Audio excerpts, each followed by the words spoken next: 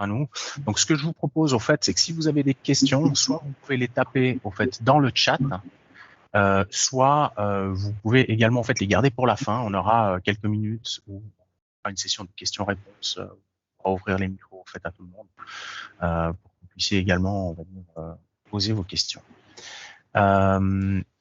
Voilà. Donc, Insecure, au fait, a récemment, en fait, décidé d'acquérir quelques compétences sur la partie, au fait, des cyber-risques. Et parce que c'est quelque chose, au fait, où on croit qu'il y a effectivement une systématique, au fait, à adopter en termes, sur ces aspects-là, au fait, pour les entreprises. Et ça, au fait, en amont de la mise en place d'une quelconque solution, parce que c'est vrai que c'est cette partie, on va dire, d'analyse de risque qui permet, au fait, de prioriser les choses les plus importantes à mettre en place, et puis celles qui réduisent, au fait, finalement, le plus le risque lié, on va dire, à chacune des entreprises. Et après, il y a aussi un aspect, on va dire, assez important et intéressant, qui est aussi couvert, on va dire, par Citalid, qui est également l'évolution, en fait, dans le temps. C'est-à-dire que c'est pas juste une photo à un instant T, c'est le fait qu'on puisse effectivement, dans le temps, suivre l'évolution de ces risques, la réduction ou l'augmentation, et puis que ce soit une démarche finalement continue. Le but étant d'avoir un tableau de bord de pilotage des risques qui permettent d'avoir pour vous également un reporting à fournir à votre direction, et puis sur lesquels vous puissiez au fait prendre les bonnes décisions stratégiques. Donc en ce qui concerne Citalid, eSecure est partenaire depuis juin de cette année, donc ça va faire 4-5 mois, donc c'était juste avant la période d'été. Donc Citalid est une société basée à Paris, qui est représentée aujourd'hui ici par Julien Chamonal, qui est responsable également du développement de la société à l'international. Et du coup, voilà, ils ont, comme je vous disais, en fait dans un bloc-notes.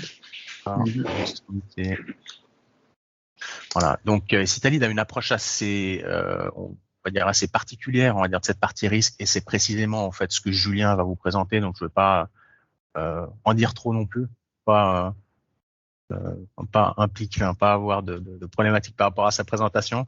Et donc ce que je vais faire, c'est que je vais directement lui passer la main, et puis je reprendrai la main à la fin pour les questions. Donc bonne session, et à toi Julien. Merci beaucoup Nelson. J'espère que vous m'entendez bien. Donc je vous salue, j'ai mis la caméra juste pour dire bonjour, je vais la couper après. Pour des questions de bande passante, ça sera beaucoup plus performant. Donc effectivement, je m'appelle Julien, je représente l'éditeur Citalid à travers mon partenaire eSecure en Suisse. Ce que je vous propose, c'est une petite présentation d'à peu près 20 minutes pour planter un petit peu le décor et vous expliquer les méthodes qu'on utilise et comment fonctionne la solution qu'on conçoit. Et après, on passera une démo pour que vous puissiez voir concrètement à quoi ça ressemble. On n'est pas très nombreux, mais vu que c'est enregistré, on prendra peut-être les questions par le chat pendant la session, comme disait Nelson, et on aura une session à la fin pour répondre à toutes vos questions. Donc n'hésitez pas à les poser sur le chat en attendant qu'on les stocke, et j'y répondrai peut-être au fur et à mesure si j'arrive à les suivre, et sinon à la fin. Donc on va parler de pilotage de risque, et on va parler aussi de pilotage de risque à l'heure de la cyberassurance, parce que c'est un vrai sujet depuis 2-3 ans, qui devient très très important, et on se rend compte que la plupart des clients sont dans une démarche d'aller choisir des polices de cyberassurance spécifiques. Alors c'est pas la vocation principale de ce qu'on fait dans le produit que je vais vous montrer, mais c'est un des cas d'usage aussi qui va être très intéressant pour vous.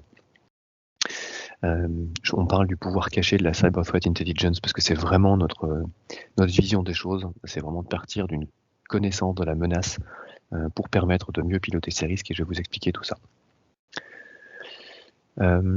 On parle d'analyse de risque, alors souvent l'analyse de risque avant c'était quand même c'était pas la partie la plus sympa de l'IT et de la cyber, c'était des fois un peu rébarbatif, on faisait ça une fois tous les 3 ans parce que c'était obligatoire, et puis les analyses de risque elles étaient un petit peu poussiéreuses, on stockait ça quelque part, on savait qu'on avait des risques mais on s'en servait pas vraiment d'outil de pilotage. Alors ça a un peu changé, donc voilà, ce que disait Hiscock, c'est être sûr que vous fassiez souffrir le public autant que possible. Là on va essayer de faire l'inverse, on va essayer de rendre ça plus dynamique et plus proche du terrain et plus actionnable, on va dire. En un mot, Citalid, qui on est une boîte française. On a été fondé fin 2017 par 2 anciens agents de l'ANSSI, donc qui est l'Agence nationale de sécurité des systèmes d'information en France. donc Maxime et Alexandre, et les deux fondateurs étaient responsables de la partie analyse de la menace, donc vraiment du renseignement, comprendre les groupes d'attaquants, et responsable aussi de la vulgarisation des incidents cyber auprès des instances dirigeantes, donc le Premier ministre, les députés, le président. Ça ressort un petit peu dans la plateforme que je vais vous montrer, puisque l'idée c'est vraiment que ce soit compréhensible par quelqu'un qui ne soit pas expert en cyber. Pour monter la plateforme, on a une équipe pluridisciplinaire avec des experts en cyber justement, qui sont des pros du renseignement, des méthodes d'attaque, des kill chains, des mitres attaques et ce genre de choses. On va voir pourquoi c'est important. On a des experts en statistiques et en data science, et je vais vous expliquer aussi pourquoi dans la suite. C'est qu'on va vraiment vouloir mettre un prix sur ces risques, mettre un coût. Et pour ça, en fait, ça revient quelque part à faire le métier d'actuaire comme un assureur, mettre un coût sur un risque. Donc il faut de très grosses compétences en modélisation mathématique. On a des experts en géopolitique, c'est un petit peu plus spécifique, c'est un peu particulier.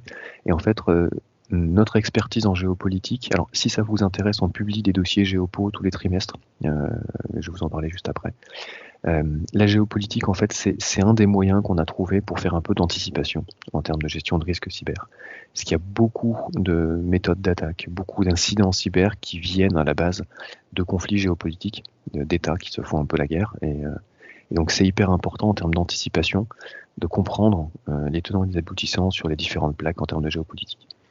Et puis pour terminer l'équipe, on a maintenant des experts en assurance, puisque la cyberassurance est vraiment un volet sur lequel on travaille beaucoup. Et on va le voir là. Dès 2018, on a eu le prix de l'innovation aux Assises de la sécurité, donc, qui est une belle reconnaissance dès le démarrage de l'entreprise. On a enchaîné avec le prix du FIC en 2020. Et plus récemment, on a eu le lot cyberassurance dans le grand défi, donc qui est un plan d'investissement de l'État français, qui permet en fait de rassurer aussi nos clients sur le fait qu'on a 2 ans de R&D qui sont quelque part subventionnés, donc c'est rassurant pour les clients qui nous font confiance tout de suite.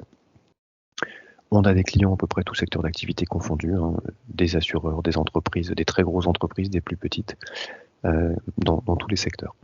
Donc on n'a pas vocation à travailler que sur un secteur d'activité particulier ou sur une taille d'entreprise particulière. Hop, voilà.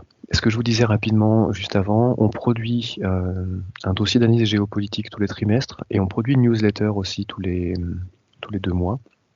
Si ça vous intéresse, vous m'envoyez juste un OK newsletter à mon mail, julien@citalit.com, et je vous inscrirai. J'ai besoin de votre consentement pour l'archiver, évidemment, d'un point de vue du RGPD. Mais n'hésitez pas, on met ça à disposition de nos clients, donc profitez-en. Rapidement sur notre offre produit, aujourd'hui on va se focaliser sur la partie Citalid pour les entreprises. D'accord, donc c'est vraiment le produit que je vais vous montrer après.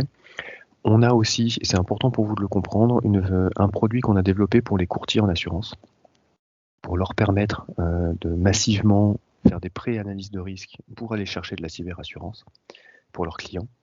Et on a une partie Citalid pour les assureurs, où là on va être sur des dynamiques beaucoup plus d'actuariat, de quantification d'exposition sur un portefeuille de contrats, de dimensionnement des primes cyber, de calcul des rapports, des ratios sinistres sur primes et ce genre de choses dans le volet cyber. Pourquoi je le précise, c'est que ce triple ancrage en fait autour du risque nous donne et nous permet de faire de valider l'expertise qu'on a sur la quantification qu'on va avoir et sur le modèle qu'on propose, c'est-à-dire de lier en fait l'analyse de la menace avec le pilotage des risques. Donc voilà, là on va vraiment se focaliser sur la partie entreprise. On va parler de pilotage des risques. Alors ça je pense que vous connaissez, mais le principe en termes de gestion de risque, c'est qu'on passe par différentes étapes, et plus on avance, plus c'est difficile à faire évidemment, mais plus on peut faire de ce pilotage des risques un avantage compétitif. La plupart des clients en sont là.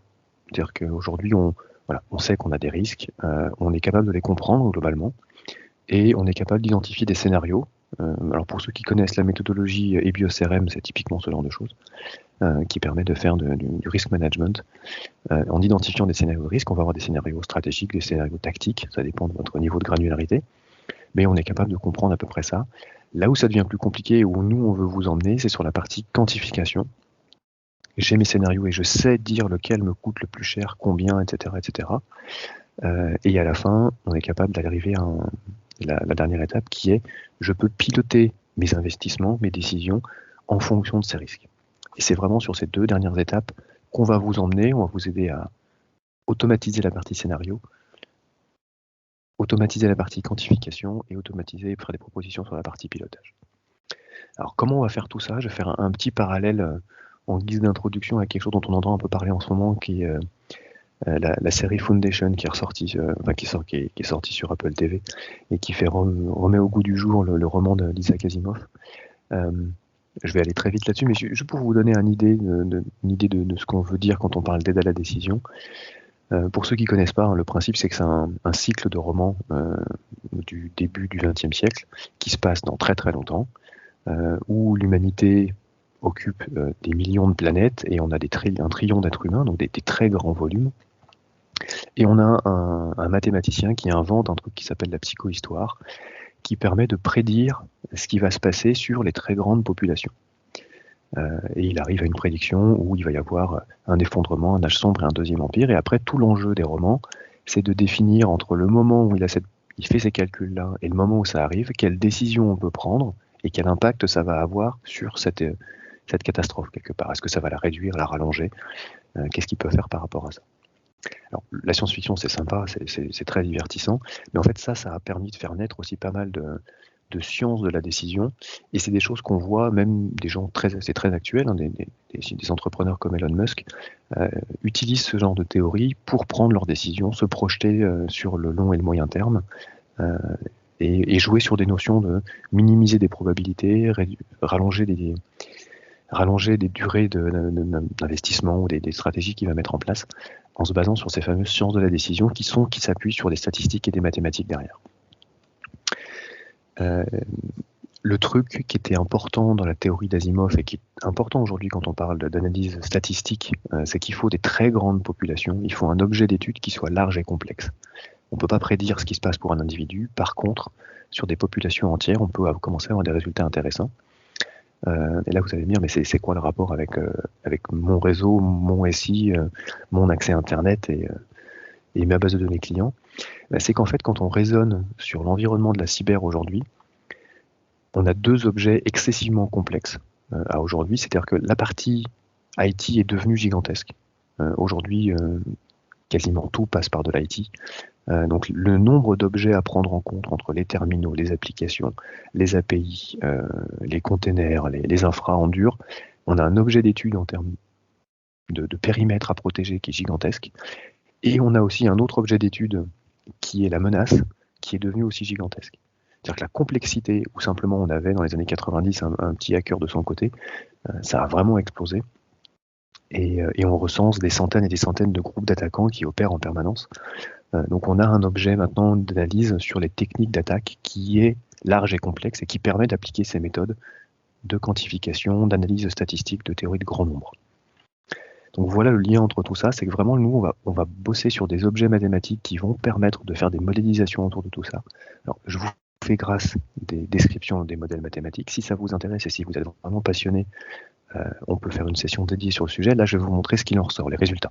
Mais c'est pour que vous compreniez un peu l'ancrage derrière quand on va sortir des chiffres et quand on va sortir des données dans la plateforme, ça s'appuie sur ces mécanismes mathématiques. Pour ceux qui sont un peu curieux, on utilise des simulations de Monte-Carlo, s'il y en a qui veulent regarder ce que c'est, pour essayer de prédire des choses. La difficulté quand on parle de risque cyber, c'est qu'on a certains objets complexes, mais qu'à aujourd'hui, si vous ne faites pas cet effort de quantification, eh bien, c'est très compliqué de prendre une décision par rapport à ça. Quand vous remontez vos informations à votre comité de direction et que vous arrivez avec ce genre de tableau, c'est des choses d'analyse de risque classiques qu'on connaît. En son logiciel, j'ai une fréquence élevée et un impact faible. Ces notions de fréquence et d'impact, c'est ce qu'on avait trouvé de mieux pour qualifier les risques. Par contre, un décideur aujourd'hui, avec un tableau comme ça, il n'est pas capable de dire il faut que j'investisse plutôt là-dessus ou plutôt là-dessus. Entre un risque et une fréquence élevée et un impact faible, donc en gros c'est un risque de fréquence, et ici un risque qui est très peu fréquent mais qui a un impact très très élevé, donc un risque d'intensité, il va avoir beaucoup de mal à prendre une décision, où est-ce qu'il faut qu'il investisse et comment. Et c'est là qu'on va faire entrer la partie quantification, puisque ça va permettre à un décideur de prendre une décision éclairée. Voilà, ça c'est vraiment ce qu'on veut retenir et ce qu'on a vu aujourd'hui, ce qu'on a vu de toutes les études sur lesquelles on a bossé nous, depuis 2017 et avant, quand Maxime et Alexandre étaient à l'Annecy et qu'ils faisaient des restitutions à des décideurs, quand on dit vous avez un risque grave, un risque très grave, un risque très sérieux, très très sérieux, ça permet pas de prendre des décisions. Ça permet pas de très vite avoir un choix tranché. Alors que si vous dites ça c'est un risque à 1 million, 2 millions, 100 000 euros, 10 000 euros, tout de suite ils savent vous mettre sur une échelle de valeur et vous savez beaucoup plus facilement piloter ce qui se passe derrière. Donc ça va être l'enjeu de ce que je vais vous expliquer là. Comment on fait tout ça? Donc là, je vais vous expliquer le fonctionnement de la plateforme. Le fonctionnement de la plateforme, on est convaincu que tout part de l'analyse de la menace, comprendre la partie adverse. Alors il y a des théories qui existent sur le sujet. Il y a le Cambridge University qui a écrit un papier là-dessus sur ce qu'ils appellent l'adversary risk management. Donc comment, en partant de la menace, on pilote ces risques et ça s'applique vraiment bien à la cyber. Donc nous, on va partir sur une expertise de Cyber Threat Intelligence, donc de CTI stratégique. On va se nourrir de flux de CTI payants, publics, ouverts. On va faire de la veille nous-mêmes. Et en fait, on va aller s'intéresser aux motivations des groupes d'attaquants, aux patterns répétitifs qu'on va trouver, au mode opératoire qu'on va mapper sur un mitre-attaque, parce qu'on veut comprendre techniquement comment ils attaquent. Donc on va décortiquer leurs attaques sur le mitre-attaque. Et après, on va aller plutôt chercher des informations stratégiques. Qui ils sont, dans quel pays ils sont localisés, dans quel pays on les a vus attaquer, quel type d'entreprise ils attaquent, quelle taille, quel secteur d'activité, est-ce qu'ils sont financés par un État, si oui, lequel, qu'est-ce qu'ils utilisent comme technique habituellement, etc. Donc on va essayer de comprendre la philosophie de ce groupe d'attaquants, les méthodes d'attaque, pour en comprendre ces stratégies de ciblage, et comprendre du coup la fréquence de ciblage de ce groupe d'attaquants sur tel ou tel type d'entreprise. Donc ça, c'est quelque chose qui est disponible dans la plateforme et c'est un travail qu'on fait en permanence. Le deuxième gros pilier de la plateforme, c'est qu'un client qui donc souscrit à notre abonnement va définir dans sa plateforme, on va l'aider au début, avec eSecure, on l'aidera, à définir son niveau de maturité défensif. Comment il se protège aujourd'hui. Pour ça, on s'appuie sur des benchmarks, des standards du marché qui sont le CIS20, l'ISO, le NIST. On peut même aller automatiquement récupérer le Microsoft Secure Score si vous avez de l'Office 365. Et en fait, on va donc définir comment vous vous protégez à l'instant T. Alors soit on fait des abstractions très grossières et on dit mon système d'information c'est une brique et j'ai un niveau de défense que j'ai mesuré, soit on peut aller plus loin en modélisant ce qu'on appelle des biens supports, donc des actifs informatiques spécifiques, et mettre un niveau de défense par actif spécifique quand on veut modéliser une entreprise plus complexe. Donc ça c'est la première étape, enfin c'est la deuxième, pardon, c'est comprendre votre niveau de défense. Il y a une autre étape à ce niveau-là qui est de définir des scénarios de risque métier à vecteur cyber. Donc là c'est assez classique, on travaille sur les risques métiers stratégiques qu'on va remonter en comité de direction qui vont être le risque de ransomware, le risque de fuite d'informations, de sabotage, d'espionnage, de déni de service par exemple. Pour définir ces scénarios avec vous, on a des templates et des algorithmes qui vous permettent de pré-quantifier les pertes financières liées à la réussite du scénario. C'est-à-dire on est capable aujourd'hui avec nos algorithmes de dire 5, 8, 10 questions maximum, un ransomware, si ça venait taper chez vous, voilà globalement ce que ça coûterait. Si jamais, je vois des petits commentaires, j'essaye de les suivre en même temps. Hop. Donc l'idée là, c'est de pouvoir pré-quantifier les pertes. Si un ransomware arrive, ça va vous coûter à peu près, je sais pas moi, 5 000 € de frais d'investigation, 30 000 € de frais de reconstruction de votre image de marque parce que vous avez un produit très public, 100 000 € de perte de clients, de chiffre d'affaires, etc. Donc l'algorithme va automatiquement le décortiquer pour vous et vous faire des propositions par rapport à ça. Ce qui est très important, c'est que ces algorithmes-là, on benchmark les résultats depuis 4 ans sur les bases de sinistres des assureurs qui sont partenaires et les sinistres connus ou les sinistres avec lesquels les clients veulent bien nous partager de l'information. Donc l'objectif, c'est que ça soit affiné au fur et à mesure et que ça vise le plus juste possible. Et c'est ça qui intéresse aussi beaucoup les assureurs, c'est que ça vise globalement très juste. Donc ça, c'est la deuxième étape qui nous permet de connaître votre niveau de défense et le coût associé à la réussite de ces scénarios. C'est pas le coût du risque, c'est le coût le jour où ça arrive, ça peut me coûter entre temps et temps. Mais je ne sais pas encore dire quelle est la fréquence de ce genre de scénario. Troisième étape, hyper importante, sur laquelle on a 4 ans de R&D là-dessus, c'est un moteur de pentest théorique.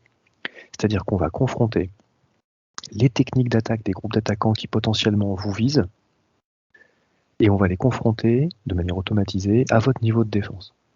Donc là, ça fait des centaines de groupes d'attaquants qui ont chacun des centaines de points d'attaque dans leur technique d'attaque, qu'on va tenter de confronter à un CIS-20 qui a par exemple 172 points de contrôle. Donc en termes de combinatoire, c'est gigantesque, ça fait des millions de combinaisons possibles qu'on va simuler sur des milliers d'années pour en sortir la probabilité de réussite de ce groupe d'attaquants si je venais taper à votre porte avec votre niveau de défense. Ça, c'est hyper important parce que c'est assez robuste, parce que ça s'appuie sur le Mitra-Attack et sur un CIS-20 par exemple, qui sont deux référentiels assez costauds, ou un ISO ou un NIST, et ça permet de sortir des résultats qui sont hyper satisfaisants en termes d'éclairage que ça donne sur un scénario de risque. Donc là, ça va nous permettre de calculer pour chaque mode opératoire, à chaque fois que vous le souhaiterez, la probabilité de réussite si ces attaquants venaient tenter de rentrer chez vous, en prenant en compte votre défense que vous avez déclarée à ce niveau-là. Une fois qu'on a fait ça, on va pouvoir du coup complètement automatiser la méthodologie qui s'appelle FAIR, qui est la méthodologie aujourd'hui qui fait référence en termes de quantification de risque cyber. C'est une méthode qui a été créée pour le risque cyber, qui est publique. Vous pouvez aller voir sur l'Open Group. La méthode, elle est publique. On est aujourd'hui, à notre connaissance, le seul, voire un des seuls, mais a priori le seul produit à avoir automatisé complètement la méthodologie FAIR. Et cette méthodologie, en fait, elle s'appuie, pour vous la faire très schématisée, elle s'appuie sur ces trois entrants-là. Pour quantifier une exposition au risque cyber, il faut connaître la fréquence de ciblage. Et ça, je vous ai dit, c'est la CTI qui nous le donne, qui nous dit par exemple, ce groupe d'attaquants va taper en moyenne 5 entreprises de votre taille tous les mois. Donc ça, on va le connaître par la CTI. Il faut connaître les chances de succès de l'attaquant. Si ce fameux attaquant tentait de rentrer chez vous, est-ce qu'il va passer à tous les coups? Est-ce qu'il va avoir une chance sur 10 de réussir? Une chance sur 1 million? Ça, c'est le pentest théorique qui va nous le dire et qu'on va pouvoir jouer en permanence. Donc en fait, ici, on va réconcilier la théorie avec la pratique. C'est-à-dire que le ciblage des attaquants, on va prendre leur mode opératoire, donc vraiment comment ils attaquent, et on va le comparer vraiment à votre niveau de défense. Et là, on va se coller au terrain. C'est pour ça que c'est intéressant, c'est qu'on n'est pas que théorique. On va se coller vraiment le plus possible à ce qu'il y a sur le terrain. Et le troisième entrant qu'il nous faut pour la méthodologie FAIR, c'est l'ampleur du sinistre. Combien ça va coûter le jour où ça arrive? Et ça, c'est les fameux templates dont je vous ai parlé. Et en combinant ça et en jouant ces trois, et quelques autres variables, mais en jouant principalement ces trois facteurs sur des milliers d'années, on arrive à obtenir la quantification des risques, c'est-à-dire l'exposition annuelle moyenne, les values at risk, les fréquences, etc., que je vais vous montrer dans la plateforme après. Une fois qu'on a ça, déjà on a fait un énorme pas en avant, c'est-à-dire qu'on a modélisé nos risques cyber, on a modélisé la partie adverse et on en sort un coût pour chaque scénario de risque. Mais on ne va pas s'arrêter là, c'est-à-dire qu'on va vous faire des préconisations. On va vous dire, basé sur votre niveau de défense et sur la sophistication de l'attaque qui est en face, voilà les 3 points de contrôle qu'il faut améliorer si vous voulez en fait faire baisser ce risque-là. Et on va vous proposer de mettre ça dans une roadmap, de dire, voilà, je vais faire un projet de EDR en service managé, que je vais acheter à eSecure, qui va du coup me permettre de me renforcer sur ma maturité défensive, gestion des terminaux, gestion des configurations sécurisées, etc., etc. Et je vais pouvoir demander à la plateforme de me calculer l'exposition du scénario ransomware, par exemple, une fois que j'aurai mis en place ce produit-là. Et on va pouvoir quantifier en disant peut-être que ce projet me coûte 30 000 € par an et me fait baisser mon risque de 100 000 € par an. Donc j'ai un retour sur investissement, le fameux retour sur investissement en sécurité, où j'ai un calcul de performance de mes investissements, où je peux justifier du budget qui va être calculé par la plateforme directement sur la diminution de l'exposition au risque des scénarios sur lesquels je vais travailler. Et si j'ai dessiné une boucle ici, c'est pas un hasard, c'est que du coup ça continue et ça s'améliore automatiquement. À partir du moment où vous mettez des solutions dans la roadmap, dans la plateforme, quand vous terminez le projet et que vous mettez cette solution maintenant, elle est en prod, elle vient automatiquement améliorer votre niveau de défense. On va la prendre en compte comme maintenant étant une défense en prod. On va rejouer les tests basés sur les informations de la menace qui ont évolué elles toutes les semaines. Et on va vous ressortir une nouvelle quantif en cliquant simplement sur un bouton, vous faire des nouvelles recos, etc., etc., etc. Donc l'idée, c'est vraiment de rendre la liste de risques dynamique pour être capable, dans quelques clics, la recalculer, prendre des décisions, faire des arbitrages, voir que tel projet, en fait, il coûte cher, et puis finalement, il ne me fait pas tant baisser mon risque que ça, parce qu'il me protège contre une menace qui ne me cible pas beaucoup, par exemple. Donc voilà la philosophie derrière. L'idée après, c'est d'arriver à proposer ce genre de graphe à vos patrons en disant, ben voilà, ma maturité défensive actuelle, donc comment je me protège aujourd'hui, vu l'état de mes défenses, je suis exposé à peut-être 3,8 millions par an. Ça peut être 38 comme 380, peu importe le montant. L'idée, c'est de connaître son exposition annuelle, de dire, je vais faire ces 3-4 projets de sécurité là dans les 6 mois qui viennent. Vous allez dans la plateforme les positionner sur une roadmap et puis mettre les contrôles que ça va améliorer. On va vous les proposer, on va vous aider là-dessus. On met un jalon dans 6 mois et on dit à la plateforme, recalcule-moi mon exposition une fois que ces projets seront terminés. Et là, la plateforme va nous dire, ces 4 projets-là vont faire baisser le risque et on va tomber à 2,2 millions d'exposition. Et on peut continuer comme ça tous les mois, tous les 6 mois, tous les ans, à essayer d'estimer la performance de nos investissements cyber et comment ça va venir réduire notre exposition au risque. On peut aussi modéliser les solutions d'assurance cyber, là j'en ai mis une là sur la fin. On peut tout à fait modéliser une solution d'assurance cyber dans la plateforme et voir si elle me couvre vraiment et si elle me protège avec les bonnes garanties. Ça c'est assez unique sur le marché. Je ne sais pas si on aura le temps de le voir dans la démo, mais bon, ça se modélise assez facilement et je pourrais essayer de vous le montrer. Je pense que j'en ai assez dit là. Je vais passer à la démo directement. Hop. Comme ça, je vais vous montrer à quoi ça ressemble et comment on passe de la théorie à la pratique. Alors, quand on se connecte à une interface Citalid, voilà, qu'on est un client, on va avoir à définir, la première chose, c'est un périmètre d'analyse. Le périmètre d'analyse, c'est mon entreprise, quelque part. Donc ici, j'ai défini un gros périmètre, qui est un grand groupe, qui fait 30 milliards de chiffre d'affaires, 400 000 employés, donc une grosse boîte présente dans plein de secteurs. On peut tout à fait mettre une entreprise beaucoup plus modeste, hein, c'est pas une question, c'est pas réservé que sur des très gros scénarios, et on le voit parce que dans les filiales en dessous, donc si on a un grand groupe, on peut modéliser des filiales, et sinon on peut simplement travailler sur une entité beaucoup plus petite qui est présente dans moins de pays, dans moins de secteurs d'activité. Donc quand on définit un périmètre, c'est vraiment ça qu'on va s'attacher à faire, c'est mon entreprise, mon chiffre d'affaires, mon nombre d'employés, et éventuellement, là j'ai modélisé un opérateur télécom, on a modélisé un schéma de fonctionnement de l'IT. Ici j'ai modélisé quelque chose avec différents assets informatiques, voilà, des frontaux web, un back-office, un backbone opérateur et un tenant Office 365 qui ont des liens de connexion entre eux. Et c'est comme ça que j'ai modélisé mon IT pour aller plus dans les détails, parce que je sais, par exemple, que j'ai pas du tout le même niveau de défense sur mon backbone opérateur que sur mon Office 365. Et j'ai pas les mêmes expositions, les mêmes risques. Donc je vais pouvoir rentrer dans ce niveau de détail si je le veux. Là, ce que j'ai fait aussi dans cette plateforme, c'est que j'ai modélisé des partenaires, parce qu'on peut faire de la gestion de risque de l'écosystème, donc des sous-traitants. On va voir si on a le temps d'aller jusque-là dans la démo, mais on peut tout à fait modéliser un scénario d'attaque par rebond où votre fournisseur favori se fait attaquer. Et donc l'objectif du pirate, c'est de remonter jusqu'à chez vous. Et donc ça, c'est des scénarios par rebond qu'on peut modéliser et on peut agréger les coûts et les prendre en compte dans les défenses. Donc première étape, je définis mon entreprise ou mon entreprise et mes filiales ou mes business units en fonction du niveau de granularité que je veux. Donc ça, c'est des informations qui sont assez simples à obtenir, un chiffre d'affaires effectif et secteur d'activité, pays de présence. Une fois qu'on a fait ça, on va s'attaquer à la partie analyse de risque. Alors l'analyse de risque, hop, on va regarder cette entité-là par exemple. Ici, je vais regarder le profil de défense. C'est la première étape, c'est de dire comment je me défends.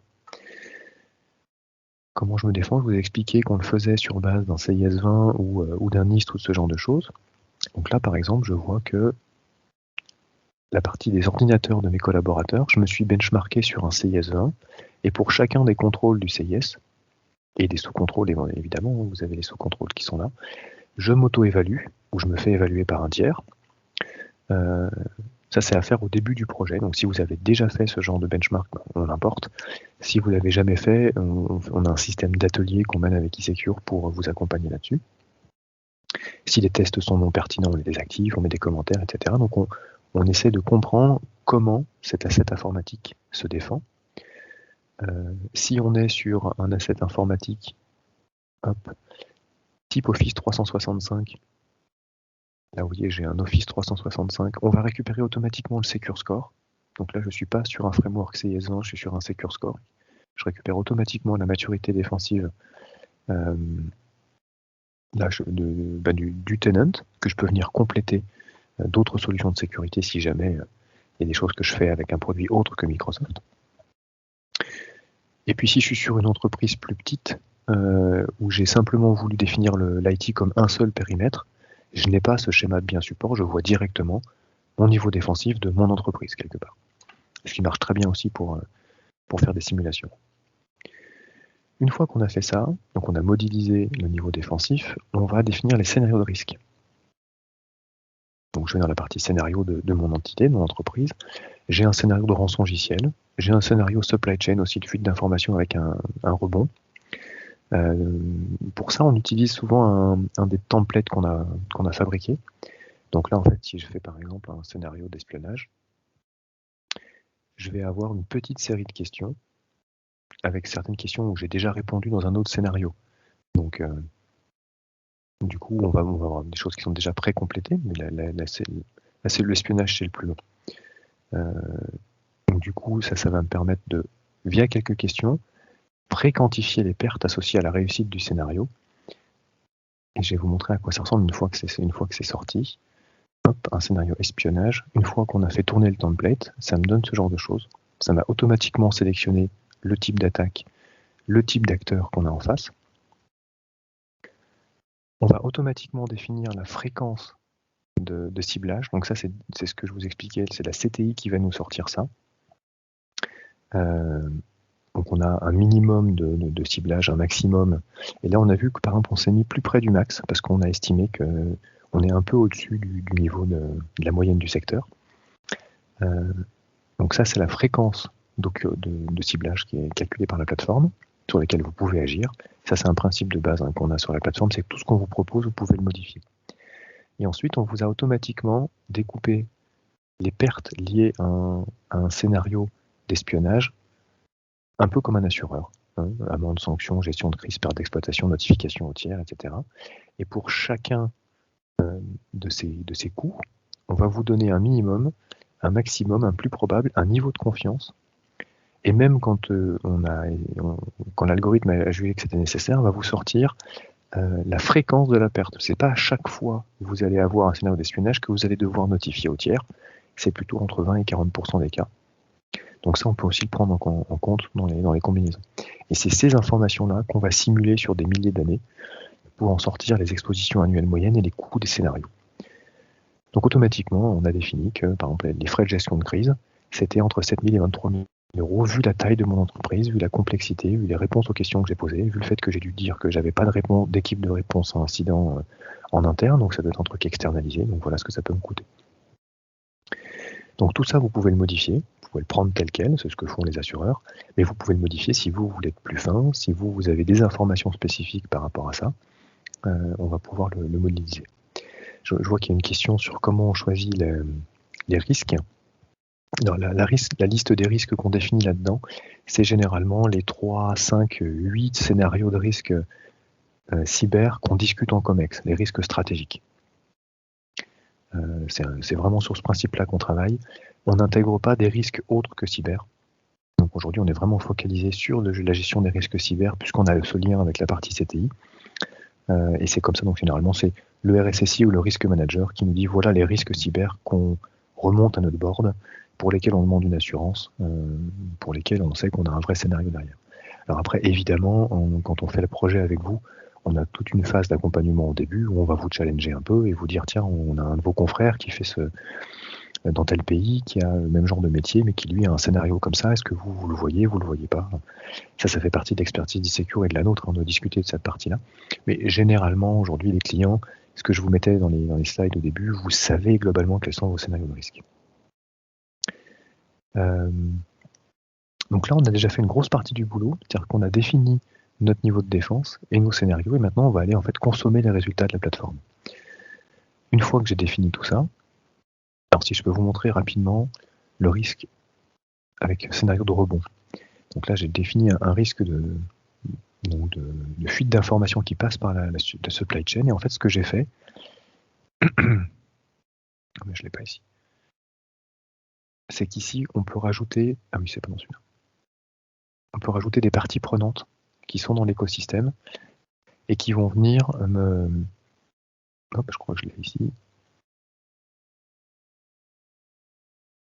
Bon, je ne l'ai plus dans ma démo, c'est pas grave. On rajoute en fait ici une partie prenante qui est un prestataire externe pour lequel on a estimé le niveau de maturité défensif et on va le mettre en point d'entrée du scénario pour qu'ensuite il vienne rebondir derrière. Et on va pouvoir donc justifier du calcul de risque sur un point d'entrant qui n'est pas un asset à moi, qui est un externe, qui va venir rebondir sur différents biens supports. Alors, une fois qu'on a fait donc notre profil de défense et nos scénarios, on a la partie risque qui s'est automatiquement calculée. Hop. Quand on a la partie risque qui est calculée, on a en fait ici la liste de nos scénarios avec à chaque fois le prix, le coût qui est en face, et on peut aller regarder pourquoi.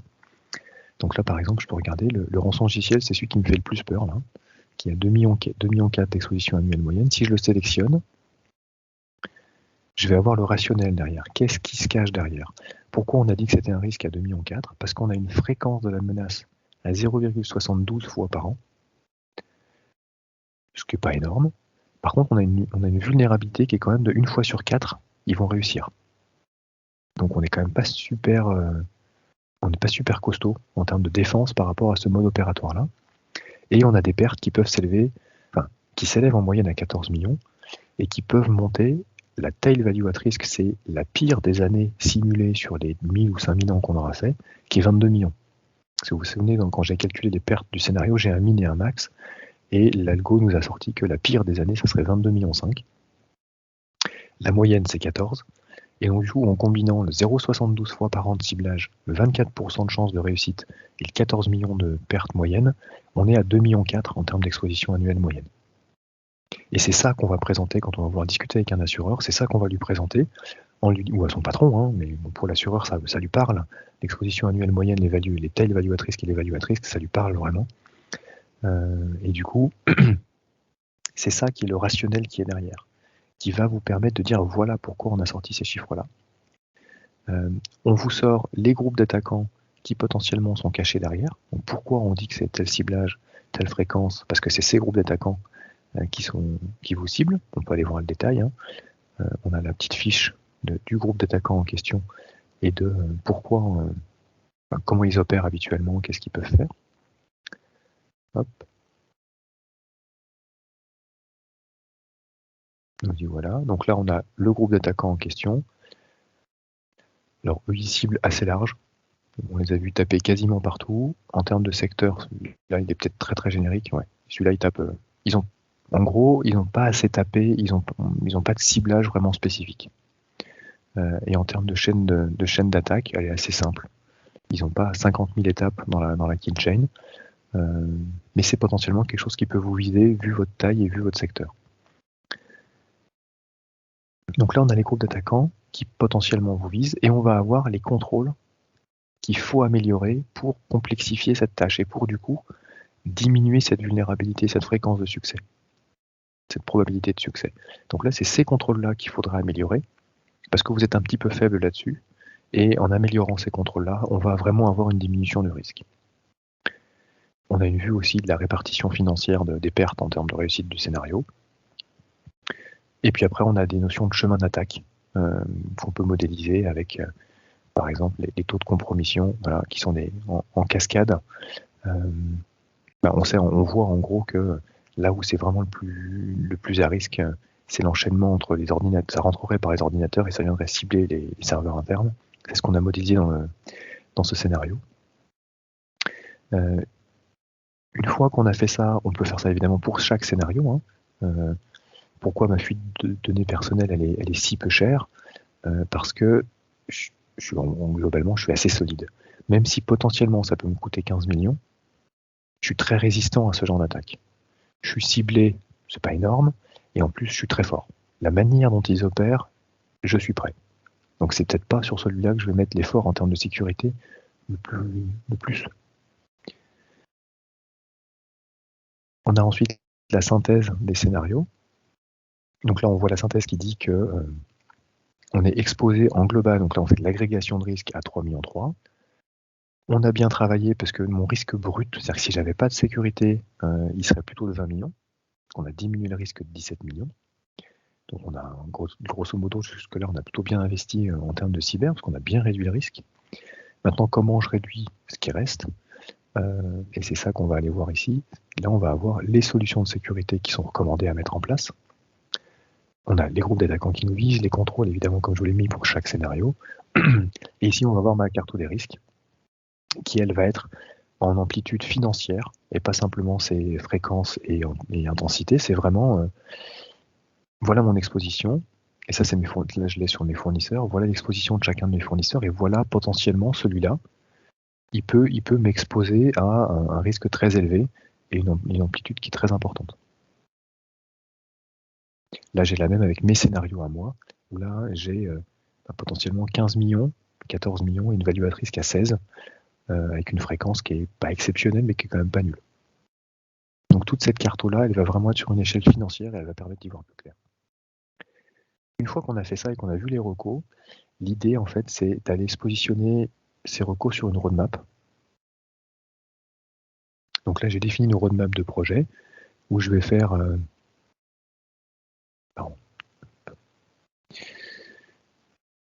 Je reviens. Ma roadmap de projet, donc où je vais d'abord améliorer mon système de pare-feu réseau. J'aurai bientôt fini d'ailleurs. Je vais mettre en place des améliorations sur mon SIEM et je vais mettre en place un projet de gestion des comptes admin sur le réseau Backbone et sur le réseau Backoffice. J'ai mis des jalons à chaque fois à la fin des projets pour relancer les calculs et là en fait on voit que sur mon opérateur télécom, mon exposition elle est à 111 millions. Quand j'aurai fini ces deux projets-là, c'est-à-dire ce jalon-là, elle sera à 105. Et quand j'aurai terminé ce projet-là, elle va tomber encore à 100. Donc on voit notre diminution du risque directement liée à la réussite de ces projets-là. Et les projets, comme on les définit, en fait, on met simplement les dates, un coût associé au projet. Si on a modélisé notre IT en plusieurs biens supports, on va les choisir sur quel bien support les bénéfices de sécurité vont s'appliquer. Si vous faites un projet d'authentification forte sur Office 365, là vous mettrez votre bien support Office 365. Ici, on va choisir une solution dans une des bibliothèques. Ça, c'est pour vous simplifier la vie, qu'on a mis à dispo. Donc, une grande catégorie de solutions. Vous choisissez le benchmark sur lequel vous voulez comprendre les améliorations défensives et nous, on vous les propose. Et vous jouez dessus en disant, celui-là, par exemple, journaliser toutes les requêtes d'URL, qui est un des trucs qui habituellement est fait dans le SIEM. Moi, je sais que je vais être pas bon là-dessus. C'est pas dans ce projet-là que je vais le faire, donc je vais me mettre même 0. C'est pas ce contrôle-là que je vais améliorer de par ce projet. Par contre, je vais faire un effort sur la journalisation des HCP, par exemple. Donc là, on retrouve tous les points du CIS liés à un SIEM qu'on peut améliorer et on évalue la performance de cette solution de sécurité sur ce sujet-là. On la met dans la roadmap, on met le jalon et on lance le calcul et ça nous donne l'exposition cible une fois ce projet terminé. Voilà, si je veux pouvoir prendre quelques questions, je vais m'arrêter là. Je vous ai déjà montré pas assez dense, il y a beaucoup de choses. Donc encore une fois, je ne vous ai pas montré ce qu'il y avait sous le capot, c'est-à-dire les algorithmes qui sont derrière. Mais tout ça, ça s'appuie sur des modèles mathématiques dont certains sont brevetés, y compris le moteur de pentest théorique, qui donnent des résultats qui sont globalement très satisfaisants et qui intéressent beaucoup les assureurs, ce qui est un des gros enjeux, puisque c'est une des défenses. Ça ne va pas vous augmenter votre niveau de sécurité, par contre ça va amortir un peu le choc le jour où vous avez une attaque. Là on voit par exemple pour cette entité-là, je voyais que la performance en vert de mon assurance n'était pas terrible, parce que ça me couvrait que 7% de mes pertes, donc ça veut dire qu'il faut peut-être que je réfléchisse à mon contrat de cyberassurance. Ça c'est une étape d'après qu'on pourra discuter si ça vous intéresse. Voilà, je vais m'arrêter là, je vais vous laisser la parole. Je vais prendre toutes vos questions, n'hésitez surtout pas.